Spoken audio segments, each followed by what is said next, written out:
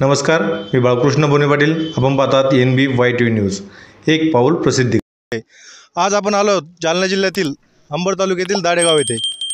हे आहे एक जिल्हा परिषद शाळा. या शाळेचं नाव आहे जिल्हा परिषद प्राथमिक शाळा दाडेगाव. या शाळेची अवस्था अतिशय भयंकर झालेली आहे.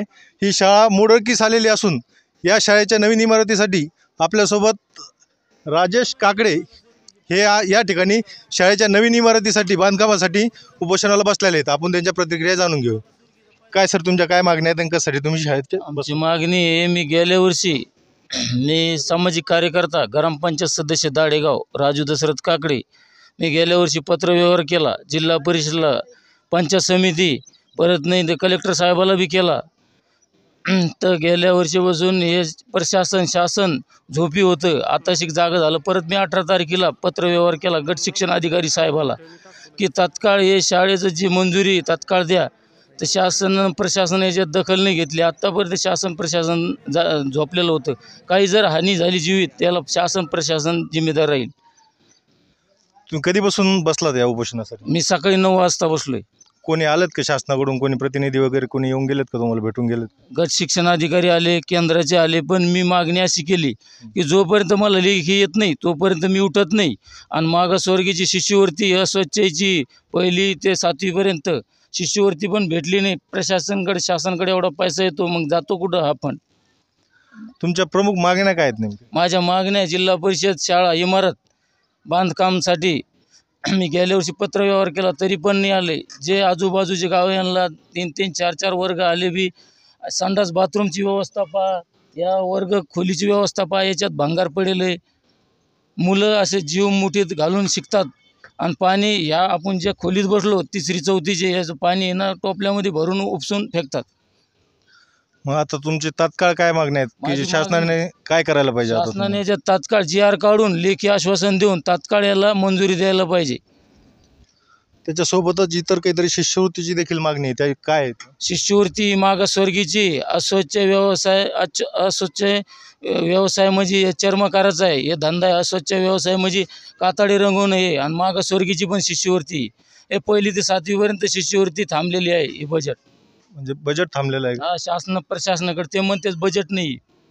अच्छा, तर आपण पाहत आहे की राजू काकडे यांच्या मुख्य मागण्या अशा आहेत की जिथं आम्ही बसलोय ती जिल्हा परिषद शाळा प्राथमिक दाडेगाव. पत्र्यावरती त्यांनी उपोषणाला बसून आंदोलन सुरू केलं आहे. सकाळपासून ते बसलेले आहेत. लगातार मला वाटतं 3 ते 4 वेळा पाऊस येऊन गेला आहे, परंतु तरी ते उपोषण पावसात सुरू आहे त्यांचं. आणि त्यांचं म्हणणं आहे की मला लेखी आश्वासन मिळाल्याशिवाय मी मागे हटणार नाही. तर राजू भाऊ, संध्याकाळची वेळ होईल, इथं तुम्हाला निवारा नाही आहे, तर अशा परिस्थितीत काय करावं? असंच बसणार आहे मी पावसामध्ये. लाईटची व्यवस्था नाही आहे इथं? लाईटची नाही, काही नाही, तरी असंच बसणार आहे मी जोपर्यंत मला लेखी आश्वासन भेटत नाही. शिव मॅडम येत नाही, लेखी देत नाही, तोपर्यंत मी असंच बसणार आहे. तर तुम्ही त्यांच्या मागण्या तर ऐकल्याच, परंतु ते कसल्याही प्रकारे मागं हटायला देखील तयार नाही. त्यांचं म्हणणं आहे की कितीही पाऊस आला तरी मी इथं असाच बसेल आणि इथे निवाराची व्यवस्था नाही आहे. पाऊस येतोय भरपूर, वरतून सकाळपासून 2-3 वेळा पाऊस येऊनही गेला तरीही त्यांनी माघार काही घेतली नाही. आणि त्यांचं म्हणणं आहे की CO मॅडम आल्याशिवाय मी माघार घेणार नाही.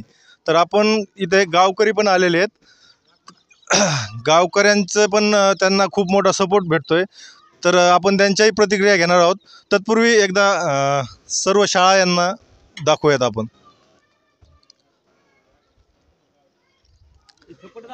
तर ही जिल्हा परिषद शाळा आहे. हिची स्थापना बोर्डवर लिहिल्याप्रमाणे 1959ची दिसते, परंतु त्यानंतर वाटत नाही शाळेची अवस्था पाहून की यानंतर कधी दुरुस्ती किंवा काही या शाळेत बदल झाला असेल म्हणून. तर 1959 नंतर जशीची तशीच ही शाळा राहिलेली नसून प्रशासनाने याच्याकडे लक्ष देण्याची गरज आज वाटत आहे. तर जाणून घेऊयात आपण गावकऱ्यांच्या काही प्रतिक्रिया. त्यांचाही पाठिंबा मोठ्या प्रमाणावर भेटत आहे. तर आपण काही गावकऱ्यांच्या प्रतिक्रिया जाणून घ्या. आपल्यासोबत आहे दाडेगावचे माजी सरपंच विलास सर. तुम्हाला काय वाटतंय, उपोषणाची योग्य मागणी आहे का आणि काय होईल? तुमचा काय पाठिंबा आहे या उपोषणाला? राजू काकडे यांनी आजपासून शाळेची इमारत मोडकळीस आलेली आहे, त्याच्यासाठी नवीन बांधकाम व्हावं, त्यासाठी त्यांनी आमरण उपोषण केलेलं आहे आणि चालू आहे.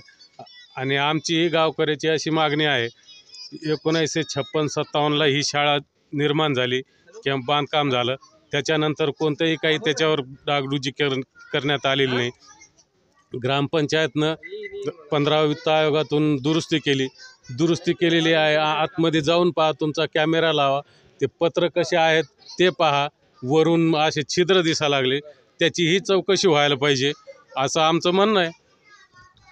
ठीक आहे, तर हे होते माजी सरपंच विलास पवार.